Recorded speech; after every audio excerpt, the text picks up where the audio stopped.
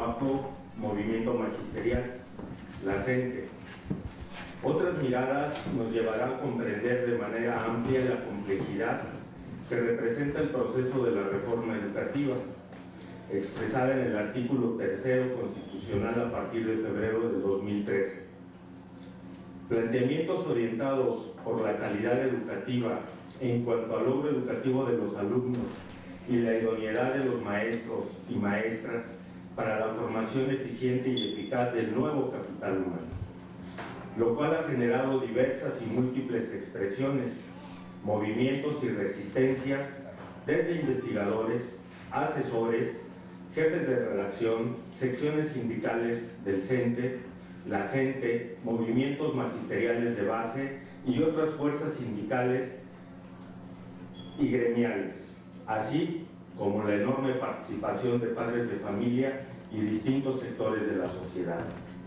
Por tal motivo, nos hemos propuesto abrir el abanico de planteamientos y miradas y de la mirada periférica para poder ensamblar la complejidad de este proceso. Bueno, la propuesta para realizar los trabajos es que cada uno de nuestros invitados pueda contar con 7 minutos para, en un primer eje orientador que tendría que ver con un balance general, considerando 3 aspectos: cómo concibieron la reforma educativa, cómo desarrollaron acciones y en qué momento se encuentran hoy en día. Cabe destacar que no es representación forzosamente de alguna organización, de alguna sección, sino son y representan acciones como actores red de movimientos y resistencias que han tenido a lo largo de la reforma educativa, que no es únicamente a partir de ahí que inicia su participación, su resistencia y sus movilizaciones, sino esto nos trae una historia larga, pero ahora en este momento de emergencia, que lo consideramos como este proceso complejo de la reforma educativa, es abrir estas miradas, contar con otras formas para comprender este proceso complejo. Buenos días a todas y a todos. Primeramente, un gusto estar en este espacio, compartiendo un poquito de la experiencia que hemos vivido en la Coordinadora Nacional de Trabajadores de la Educación.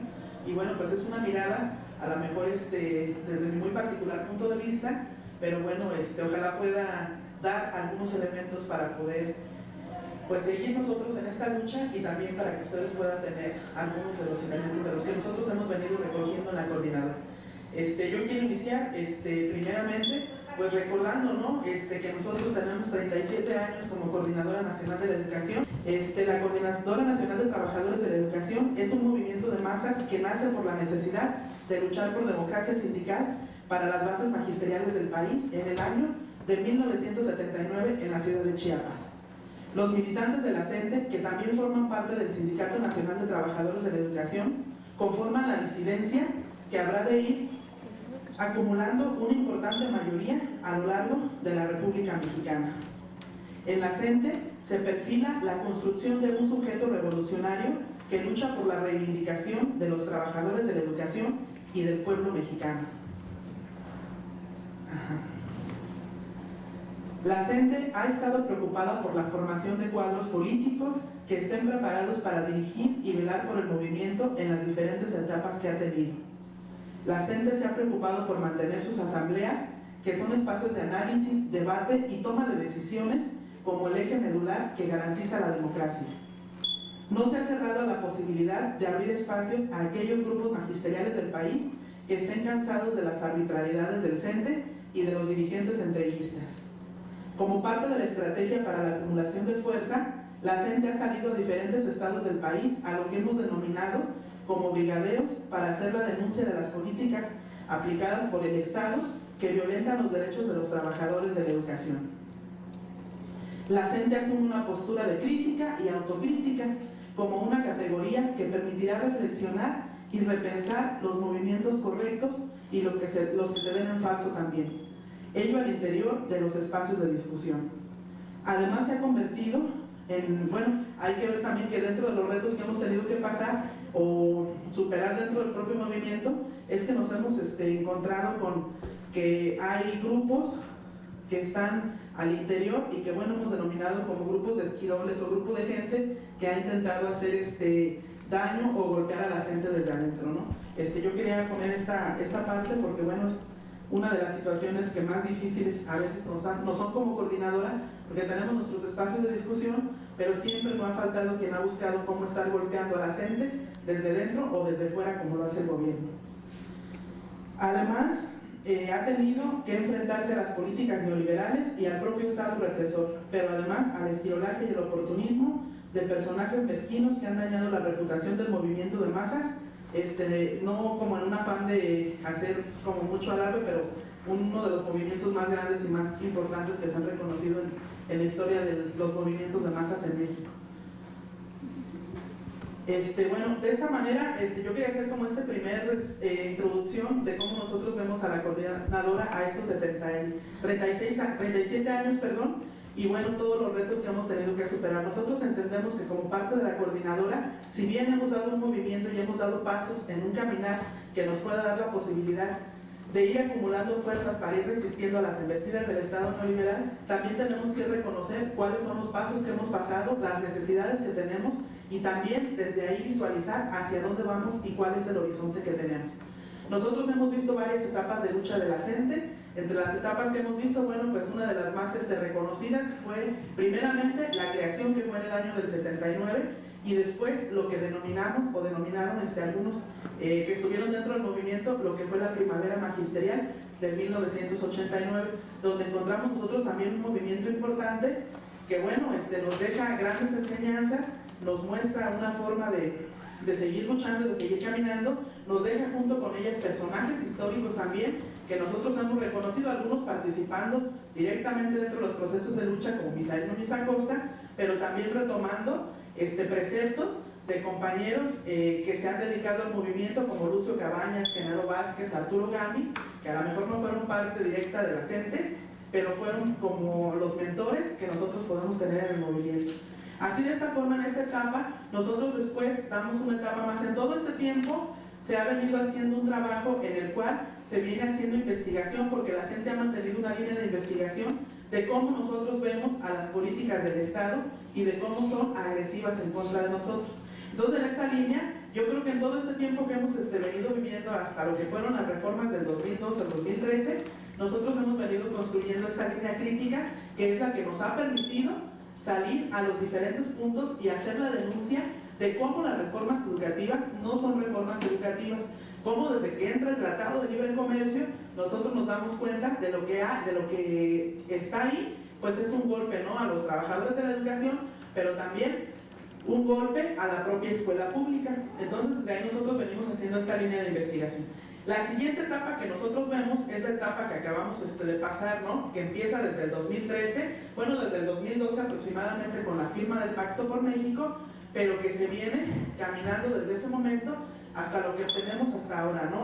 Una lucha que hemos emprendido como coordinadora, una lucha que nos ha implicado salir a diferentes puntos del país para seguir movilizando, haciendo la invitación, sin cerrarnos, sin meternos en una idea de que queremos que todos entren a la CENTE de una forma como tradicional o como a la fuerza, no, sino más bien quienes se pueden sumar a esta lucha que nos pone en una condición de clase, en una condición de trabajadores, y en la cual todos podemos sumarnos a ella. En esta lucha del 2013 nosotros hemos empezado a ver una forma distinta quizás a la que vimos en el 89, ¿no? Para empezar, tenemos los medios de comunicación, las redes sociales, que se convierten en un elemento que nos da la posibilidad también de alcanzar a que nuestras demandas puedan llegar más lejos, que puedan ser escuchadas por más voces, que puedan ser también opinadas dentro de estos espacios, y entonces tenemos como elemento, ¿no?, que nos da una forma distinta de vernos. Entonces la CENTE se convierte otra vez en una nueva etapa de lucha que acumula fuerza, y que, bueno, en el 2016, después de toda la represión y de todo lo que hemos visto en los medios de comunicación y lo que hemos vivido dentro de la coordinadora, nos damos cuenta de que en esta lucha Uno de los logros más grandes que nosotros hemos tenido es cómo hemos acumulado la fuerza y cómo nos hemos seguido manteniendo en esta condición de ser este movimiento de masas que es pues el que está en el país. Entonces de esta forma pues nosotros vemos los grandes logros, lo vimos, uno de los sueños o aspiraciones que siempre se habían tenido era como la gente daba un paso de ser solamente una cuestión de gremio a ser un movimiento social. En uno de los foros que se tuvieron por lo de la evaluación, donde se esperaba que las autoridades llegaran a hacer una discusión, a tener un debate, que no llegaron, en ese foro nosotros nos vimos, que fue allá en el Centro Médico, no me acuerdo la fecha exacta, 9 de agosto. 9 de agosto, nosotros en este foro nos damos cuenta y nos percatamos que damos un paso trascendental en la historia de la CENTE y que por primera vez, creo yo, bueno, desde mi punto de vista lo decía, ¿no? Por primera vez nosotros damos este gran salto a estar del lado del pueblo, porque quienes llegan a este momento, a este espacio, son las organizaciones sociales, las organizaciones populares, los intelectuales, los académicos, los medios alternativos y todas aquellas personas que estamos cansados de cómo están las políticas en nuestro país y llegamos a este espacio, ¿no? Entonces para mí esto se convierte en ese gran trascender de esta lucha que teníamos vista nada más desde un punto de vista gremial a un punto de vista social y popular. Entonces eso es un logro muy importante. Quizás ha habido otras cuestiones que tenemos todavía como en algunas dificultades, pero bueno, sabemos que el enemigo a vencer no es cualquier enemigo. En el 89 se peleaba por reivindicación salarial y por democracia sindical. En el 2013 al 2016 estamos peleando, estamos luchando en contra de una reforma educativa que es una hiedra de 1000 cabezas y que no es fácil vencer. Esto va a hacer o nos va a poner en la necesidad, en la condición de seguir aglutinándonos, de seguir haciendo fuerza para poder nosotros salir juntos a derogar la reforma educativa. Podemos encontrar muchas críticas por todos lados de decir que no avanzamos, que no caminamos, pero no lo podemos ver así. Tenemos que tener bien clara la lectura de cómo está la situación actual en el país, cómo está la reforma educativa de Armada y cómo nosotros tenemos que enfrentarla. Buenos días a todos ustedes. Muchas gracias desde luego por invitarnos. Cierto, nosotros tenemos 33 años de servicio. Somos maestros hasta hace 3 años frente a grupo. Ahora soy director de una escuela de tiempo completo aquí en la Ciudad de México y desde luego que eso habla de que quienes estamos acá no somos burócratas sindicales, que eso es algo muy importante. No somos burócratas, sí somos gente que está en las escuelas, que da clases y que también nos damos tiempo para la lucha sindical. Eso es algo muy importante. Antes de abordar un poco las 3 cuestiones que nos mencionaban, me parece importante abundar sobre el origen de la CENTE.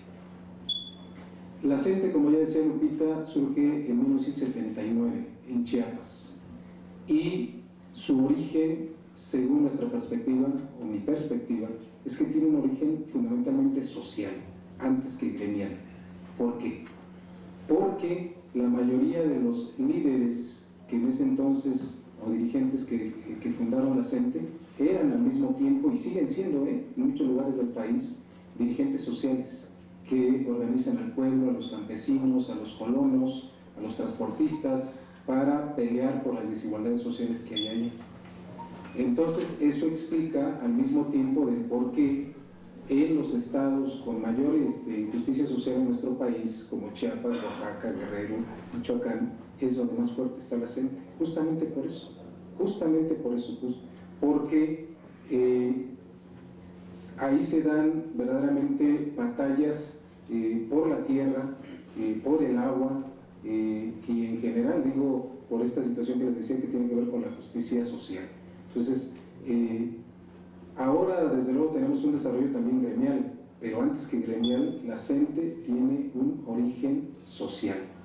Y las demandas centrales que existen dentro de la CENTE, que es democratizar al sindicato, democratizar la educación y democratizar al país, ahí está. O sea, este es nuestro contexto a través del cual nos movemos, esta es nuestra idea. Y tenemos cambios, tenemos diferencias sustanciales desde luego con el chavismo sindical. La CENTE, además de esta parte de origen social, después se concreta en que es la oposición al CENTE, a la burocracia sindical, al Sindicato Nacional de Trabajadores de la Educación, pues más bien a la dirigencia que lo ha secuestrado. No somos un sindicato aparte, porque luego se confunde, no somos un sindicato aparte, somos una visión diferente al sindicalismo charro, pero somos también del Sindicato Nacional de Trabajadores de la Educación como tal, nosotros.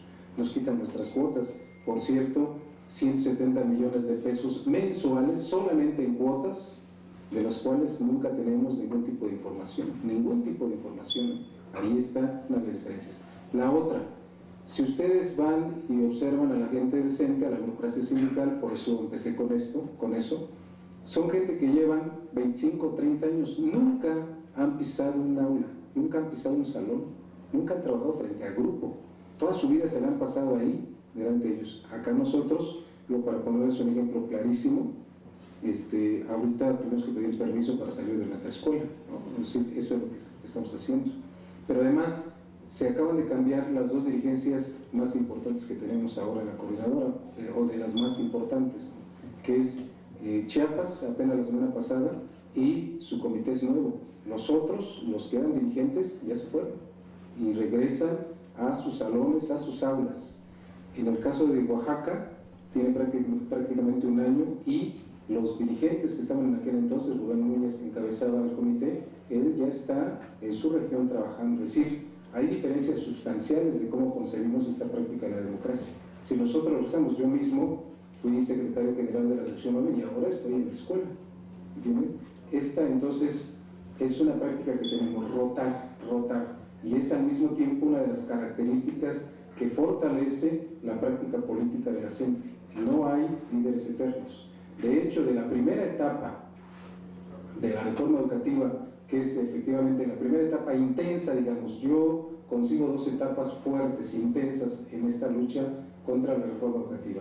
La que se da particularmente en el 2013, con el plantón en el Zócalo, el desalojo, etcétera, y la de 2016. No quiero decir que en 2014 o 2015 no hayan habido acciones, pues claro que las hubo. En el 14 efectivamente estuvo lo de los compañeros de Ayotzinapa.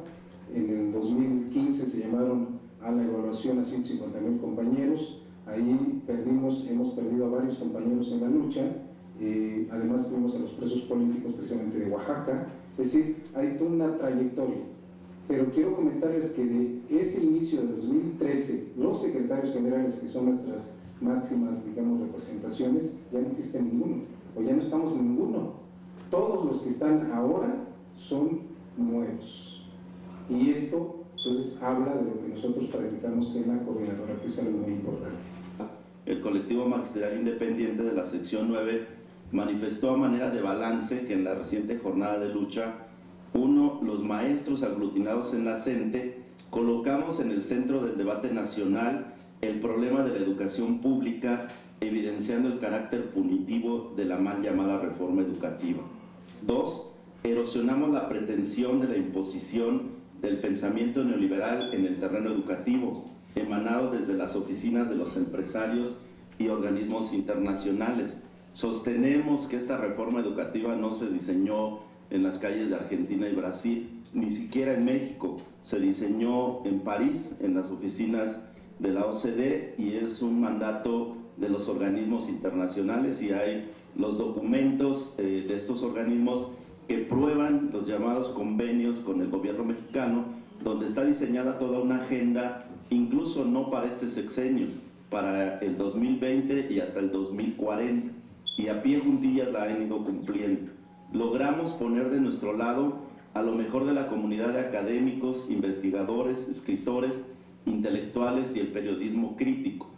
Incluso me atrevo a decir que este seminario y muchos otros nos ha tocado estar en la Ibero, en la UNAM, en el Politécnico, en muchas instituciones. A mí a veces lo decía en broma, somos ya objeto de estudio, ¿no? O sea, ya se nos ve como un sujeto que es importante estudiar desde la parte de la teoría de los movimientos sociales. Pero también quiero decirles que logramos que un grupo importante de académicos de diversas instituciones respaldara las propuestas de la coordinadora. Hay un grupo académico asesor donde está Hugo Boites, Alberto Arnaud, Enrique Ávila, Luis Bello, Antonia Candela, Hugo Casanova, Tatiana Col, Iván García, Tere Garduño, Marta de Jesús López, que está por aquí atrás, César Navarro, Manuel Pérez Rocha, Juan Manuel Rendón, Elsie Rowell, que nos han ayudado a sistematizar lo que hemos llamado una propuesta de educación alternativa. Ahora estamos debatiendo este documento, Bases para una propuesta de educación alternativa. En la red ustedes lo pueden descargar, está ahí a disposición.